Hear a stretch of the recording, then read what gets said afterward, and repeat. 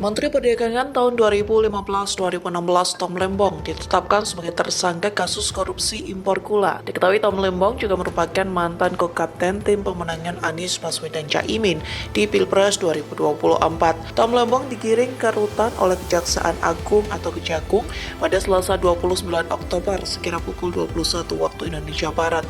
Terlihat Tom Lembong menggunakan rompi pik dan tangan di borgol.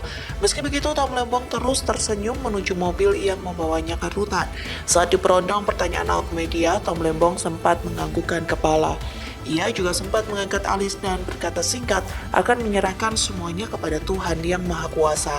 Lantas Tom Lembong langsung masuk ke mobil berwarna hitam yang menunggunya. Dikutip dari tribunnews.com, Tom Lembong ditahan selama 20 hari ke depan di rutan Salemba Cabang Kejaksaan Negeri atau Download Tribun X sekarang, menghadirkan lokal menjadi Indonesia.